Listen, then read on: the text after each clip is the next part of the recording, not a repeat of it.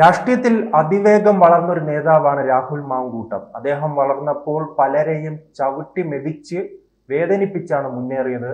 അങ്ങനെ ഇരയായ ഒരു സ്ത്രീയാണ് പത്മജ വേണുഗോപാൽ. അവരെയും അവരുടെ അമ്മയെയും കരുണാകരനെയും എല്ലാം നിരന്തരം വിമർശിക്കുകയും അപമാനിക്കുകയും ചെയ്ത ഒരു നേതാവാണ് രാഹുൽ മാങ്കൂട്ടം. ഇപ്പോൾ രാഹുൽ മാങ്കൂട്ടത്തിന് കൃത്യമായ മറുപടിയുമായി പത്മജ വേണുഗോപാൽ രംഗത്ത് വന്നിട്ടുണ്ടല്ലോ. അതെ അതെ.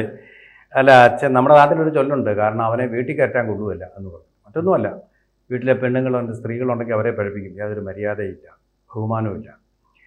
അപ്പോൾ അത്തരത്തിൽപ്പെട്ട ഒന്നാണ് ഈ രാഹുൽ മാങ്കൂട്ടത്തിൽ നിന്നാണ് പത്മജ വേണുഗോപാൽ പറഞ്ഞതിൻ്റെ അതിൻ്റെ ഒരു അർത്ഥം അതാണ്, അർത്ഥതലം അതാണ്. പക്ഷേ ഞാൻ പറയുന്നത്, രാഷ്ട്രീയമായിട്ട് പറയുമ്പോൾ കോൺഗ്രസ്സിലെ കുറച്ചുകൂടി ഊർജ്ജസ്വലമാക്കാൻ വേണ്ടിയിട്ട് സ്ഥാപിക്കപ്പെട്ട എന്ന് പറഞ്ഞാൽ രേഖാമൂലമല്ല, അല്ലാതെ സ്ഥാപിക്കപ്പെട്ട ഒരു യൂത്ത് ബ്രിഗേഡിൻ്റെ ഉദിച്ചുയർന്ന താരം തന്നെയാണ് രാഹുൽ മാങ്കൂട്ടം. അതിവേഗം അതിന് സഹായിച്ചത് ഷാഫി പറമ്പിൽ തന്നെയാണ്. അപ്പോൾ ഷാഫി പറമ്പിലിൻ്റെ അവസ്ഥയാണ് കഷ്ടം.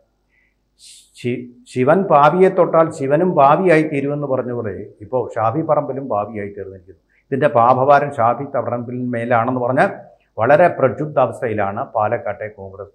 ശക്തമായിട്ടുള്ള അവിടെ ഉൾപാർട്ടി അടിയൊഴുക്ക് നടന്നുകൊണ്ടിരിക്കുക. രാഹുലിന്റെ ഇത്തരം തരികിടകൾ മുഴുവൻ ഷാഫിക്ക് അറിയാമായിരുന്നു എന്ന് ആ സ്ത്രീകൾ തന്നെ വെളിപ്പെടുത്തുന്നുണ്ട്.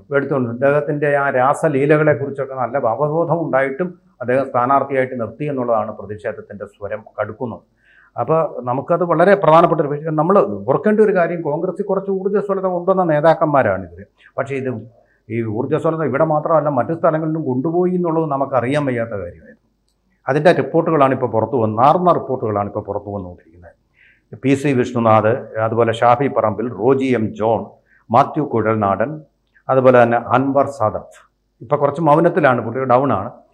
CR മഹേഷ് തുടങ്ങിയവർ സർക്കാരിനെതിരെ കോൺഗ്രസിൻ്റെ കുന്തമുനയായിട്ട് പ്രവർത്തിച്ചിട്ടുണ്ട്. പിണറായി എന്നേ വിളിക്കൂ രാഹുൽ മാങ്കൂട്ടത്തിൽ, പിണറായി വിജയൻ എന്ന് പോലും വിളിക്കത്തില്ല. അത്ര വലിയ വിജയൻ എന്നാണ്, ഇങ്ങനെയാണ് വിളിച്ചിരിക്കുന്നത്.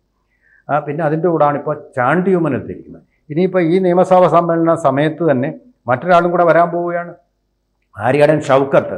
ഇവരെ കൂടെ ചേർന്ന് തിളങ്ങുന്ന ഒരു യുവത്വം കോൺഗ്രസ് നൽകുമായിരുന്നു. നശിപ്പിച്ച് നാറാണക്കല്ലാക്കികൾ. ഈ നാറ്റം കോൺഗ്രസ് മുഴുവൻ പേരേണ്ടി വരും, യൂത്ത് കോൺഗ്രസ് മുഴുവൻ പേരേണ്ടി വരും. പണ്ട് VK മന്ത്രി പറഞ്ഞ പോലെ പണ്ട് മോളെ യൂത്തന്മാർ വരുന്നു, വീട്ടിനകത്ത് കയറി കഥ അടച്ചു എന്ന് പറയുന്ന ഒരു അവസ്ഥയിലേക്കാണെന്ന് ഇനിയിപ്പോൾ കളിയാക്കലുകൾ പെരുപ്പിച്ച് കാണിക്കുമല്ലോ അത്യുക്തികൾ കൊണ്ട്. അപ്പം അങ്ങനൊരു അവസ്ഥയിലേക്കാണ് ഇപ്പോൾ കോൺഗ്രസിനെ. അല്ല, പെരുപ്പിക്കുന്നതാണോ? അദ്ദേഹത്തിനെതിരെ ഇങ്ങനെ തുടർ സംഭവം പോലെ ആരോപണങ്ങൾ വരികയാണ്. രാവിലെ വരുന്നു, ഉച്ചയ്ക്ക് വരുന്നു, രാത്രി വരുന്നു. ഇനി ഇതൊരു അവസാനം ഉണ്ടാകുന്നു എന്ന് തന്നെ സംശയമായിരുന്നു. ഇതല്ലെന്നേ, ഇയാൾ അശ്ലീല സന്ദേശങ്ങൾ സ്ത്രീകൾക്ക് അയക്കും. ഇയാൾക്ക് എന്തെങ്കിലും ഞരമ്പ് രോഗമുണ്ടോ? ഇയാൾ പത്രങ്ങളിൽ പ്രസ്താവന നടത്തട്ടെ, നിയമസഭയിൽ പ്രസ്താവന നടത്തട്ടെ, നമ്മളതെല്ലാം കൈയടിച്ച് സ്വീകരിക്കും. പക്ഷെ സ്ത്രീകൾക്ക് ഇങ്ങനെ അശ്ലീലം എന്ന് പറയുന്ന ഒരു തരം ഞരമ്പ് രോഗമല്ലേ അശ്ലീലം.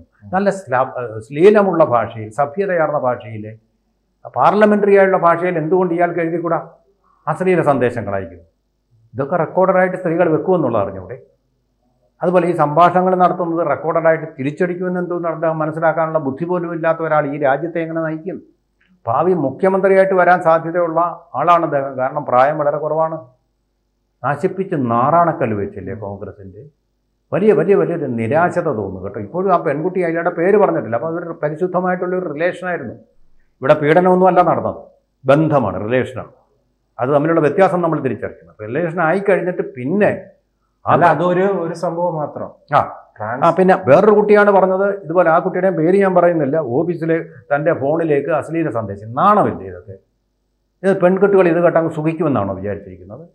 പെൺകുട്ടികൾ മാത്രമല്ല, ട്രാൻസ്ജെൻഡർ വരുന്നുണ്ട്. ഒരു ട്രാൻസ്ജെൻഡറിനെ പോലും വെറുതെ വിടുകല്ലേ ഈ മനുഷ്യൻ എന്ന് പറഞ്ഞു കഴിഞ്ഞാൽ എന്താ ചെയ്യാൻ പറ്റുക? അപ്പോൾ ഇതൊരു രതിവൈകൃതമാണ്. രതിവൈകൃതത്തിൻ്റെ അസുഖമുള്ള ആൾക്കാരെയൊക്കെയാണോ സ്ഥാനാർത്ഥിയാക്കി വെക്കുന്ന കോൺഗ്രസ് നിങ്ങൾ? എന്ന് പറഞ്ഞു കഴിഞ്ഞാൽ നമ്മളിപ്പോൾ MLA-മാരെല്ലാം പരിശുദ്ധരാണെന്ന് പറയാൻ പറ്റത്തില്ല. മുകേഷ് അറസ്റ്റ് ചെയ്യപ്പെട്ട ആളാണ്. സിനിമയിൽ കിട്ടിയപ്പോൾ മോഹം വന്നാൽ ഇന്ന് ഏതൊരാളും പൂച്ചയെ പോലെ കിട്ടിയ പാലെടുത്ത് കട്ടെടുത്ത് കുടിക്കുന്നു. തന്നെ കോൺഗ്രസിന്റെ MLA വിൻസെന്റ്, ഇവരെല്ലാം ജയിലിൽ കടന്നിട്ടുള്ളവരും ജാമ്യത്തിൽ നിൽക്കുന്നവരാണ്. ജയിലിൽ നിന്ന് ബെയിൽ നിൽക്കുന്നവരാണ് ഇവരെല്ലാം. മോദി പറഞ്ഞതുപോലെ കോൺഗ്രസ്, പിന്നെ നെഹ്റു കുടുംബത്തിലെ എല്ലാവരും എന്ന് പറയുന്ന പോലെ നിൽക്കുന്ന ആൾക്കാരുണ്ട്. പിന്നെ എൽദോസ് കുന്നപ്പള്ളി, വിൻസെന്റ്, ഇങ്ങനെ മുകേഷ്, ഇങ്ങനെ 3 പേര് നിയമസഭയിൽ തന്നെ കൂട്ടുകാരായിട്ടുണ്ട്. പക്ഷേ ആ ഒരു ബ്രിഗേഡ്, യൂത്ത് ബ്രിഗേഡിൽ നിന്ന് ആ ഒരു ബ്രിഗേഡിലേക്ക് ഇദ്ദേഹം പോകാമായിരുന്നു. കാരണം ഇദ്ദേഹത്തിന് വളരെ കഷ്ടപ്പെട്ട് ഫൈറ്റ് ചെയ്ത് ഷാഫി പറമ്പിൽ വാങ്ങിച്ചു കൊടുത്ത സീറ്റാണ് അവിടെയാണ്.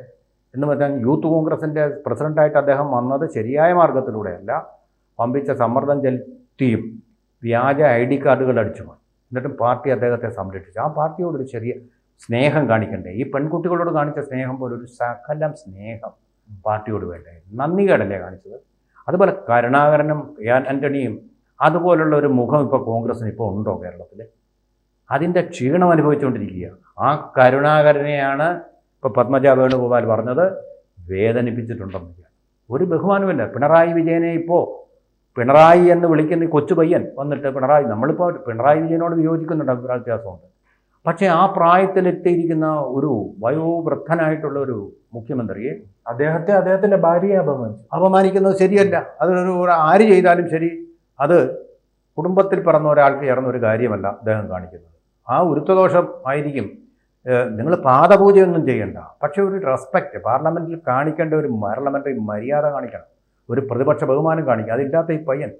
അതുപോലെ ഈ വീടുകളുടെ പിൻവഴിയിൽ കൂടി നാം നടത്തു കിടന്ന പരിപാടി, നിലമ്പൂരിലെ പാർട്ടി തോറ്റുപോകേണ്ടതായിരുന്നു. തലയും മുന്തിട്ടും കൊണ്ട് PV അൻവറിൻ്റെ വീട്ടിൽ ഇയാൾ പാർട്ടി ഒരു തീരുമാനം എടുത്താൽ പിന്നെ അത് അന്തിക്കള്ള് കുടിക്കാൻ പോകുന്ന പോലെ തലയും മുന്തിട്ടും കൊണ്ട് അവിടെ കയറി ചെല്ലേണ്ട കാര്യമുണ്ടോ? അൻവറിൻ്റെ ആൾക്കാരൊക്കെ മുഴുവൻ ഷൂട്ട് ചെയ്ത് ഫോട്ടോ ആക്കി നാട്ടും പാട്ടാക്കി കഴിഞ്ഞു എന്ന് പറയുന്ന പോലെ പെൺപിള്ളേരുടെ സ്ഥലത്തൊക്കെ ഇയാൾ പോയിരുന്നു എന്നാണ് ഇപ്പോൾ തെളിയുന്നത്. ഞങ്ങൾ അങ്ങനെ വിശ്വസിക്കേണ്ടി വരുന്നു. പെൺകുട്ടികൾ പറഞ്ഞാൽ പിന്നെ നമ്മൾ അതിൻ്റെ തെളിവ് കാണാൻ പോകും. ഒളിച്ചിരുന്ന് കാണാൻ പറ്റുമോ ഇതുവല്ലോ? അങ്ങനെ പറ്റില്ലല്ലോ. അങ്ങനെയുള്ള അസുഖമുള്ളവരല്ലല്ലോ നമ്മൾ, വൈറസുമുള്ളവരല്ലല്ലോ ഇങ്ങനെ ഒളിച്ചിരുന്ന് കാണാൻ. പെൺകുട്ടി പറയുന്നത് വിശ്വസിക്കുകയേ നിവൃത്തിയുള്ളൂ. ഈ സംഭാഷണങ്ങൾ വിശ്വസിക്കുകയേ നിവൃത്തിയുള്ളൂ. ഇപ്പോൾ സംശയം മാറണമെങ്കിൽ നിവാരണം ചെയ്യേണ്ട ആരാണ്? പെൺകുട്ടിയല്ല, രാഹുൽ നിവാരണം ചെയ്യണം. ഇത് കള്ളത്തരമാണ്. പെൺകുട്ടിയെ അറസ്റ്റ് ചെയ്യട്ടെ. അങ്ങനെയാണെങ്കിൽ പെൺകുട്ടി തെറ്റായിട്ടുള്ള വിവരങ്ങൾ നൽകി എന്ന് പറഞ്ഞ് അറസ്റ്റ് ചെയ്യും. നിങ്ങളിപ്പോൾ ഒരു MLA സ്ഥാനം യൂത്ത് ഫ്രണ്ടിൻ്റെ തലവനും യൂത്ത് ബ്രിഗേഡിൻ്റെയും അതുപോലെ യൂത്ത് കോൺഗ്രസിൻ്റെയും തലപ്പത്തിരിക്കുന്ന ആളുമാണ്. നിങ്ങൾ വേടനെ പോലെ ആകാറ്. വേടന ഉത്തരവാദിത്വമൊന്നുമില്ല. ആസ്ഥാനകനായനായിട്ട് പണം പറ്റിക്കൊണ്ടിരിക്കുന്ന ആൾക്ക് നിങ്ങൾ അതുപോലെയാണ്. ഭാവി മുഖ്യമന്ത്രിയെ വരെ നിങ്ങളിൽ കാണുന്നവരുണ്ട്. അപ്പോൾ ഇത് ഒരു വഞ്ചനയുടെ കഥയാണ്. ഇപ്പോൾ പീഡനത്തിൻ്റെതെന്ന് ഞാൻ പറയുന്നില്ല. കേട്ടിടത്തോളം നമ്മൾ കേട്ട കഥ അല്ലാത്തതുകൊണ്ടോ എന്ന് അറിയത്തില്ല. അശ്ലീല സന്ദേശങ്ങൾ അറിയിക്കുന്നത് മനോവൈകൃതത്തിൻ്റെ ലക്ഷണങ്ങളാണ്. ഒരു പെൺകുട്ടിയെ റെസ്പെക്റ്റ് ചെയ്യണം. എന്തിനാ അശ്ലീലത്തിൽ പറയുന്നത്? നിങ്ങൾക്ക് സഭ്യമായ ഭാഷയിൽ പറഞ്ഞുകൂടെ? 4 പേരുടെ മുമ്പ് വെച്ച് പറയാവുന്ന വാക്കുകൾ നിങ്ങൾ പറഞ്ഞോ? ആരെതിർക്കും? It is your private affair. പക്ഷേ അശ്ലീലമൊക്കെ കൊടുക്കുക എന്ന് പറയുന്നത് നിങ്ങളപ്പോൾ അതിലൊരു ആനന്ദം കണ്ടെത്തുന്നു. അത് പെർവേർട്ടഡാണ്. രാഷ്ട്രീയത്തിലെ നിങ്ങൾ യോഗ്യനല്ല. MLA ആയിരിക്കാൻ ഒട്ടും യോഗ്യനല്ല. അല്ല, എല്ലാ നേതാക്കളെയും സാറ് പറഞ്ഞതുപോലെ സംസാരിച്ച് അപമാനിക്കുക, അത് പ്രായത്തിന് മുതിർന്നതില്ല, താഴ്ന്നതില്ല, സ്വന്തം പാർട്ടി എന്നില്ല, എല്ലാവരെയും. അത് ഈ വിദ്യാഭ്യാസമൊക്കെ ഉള്ള ആളാണ് പുള്ളി. പക്ഷേ വിദ്യാഭ്യാസ സിലബസിലെ വിവരം എന്നൊരു സ്ഥാനമില്ല, ഒരു സാധനമില്ല. വകതിരിവ് അത് നമ്മൾ സ്വയം ആർജിക്കേണ്ട സാധനമാണ്. അതില്ലെങ്കിൽ ഇങ്ങനെയൊക്കെ സംഭവിക്കും. അതില്ലെങ്കിലേ പെരുമാറ്റ ദൂഷ്യം സംഭവിക്കും. അതാണിപ്പോൾ സംഭവിച്ചിട്ടുള്ളത്. കൂടുതൽ വാർത്തകളും വിശേഷങ്ങളും നിങ്ങളിലേക്ക് എത്താൻ ABC മലയാളം സബ്സ്ക്രൈബ് ചെയ്യുക, ബെൽ ബട്ടണും അമർത്തുക.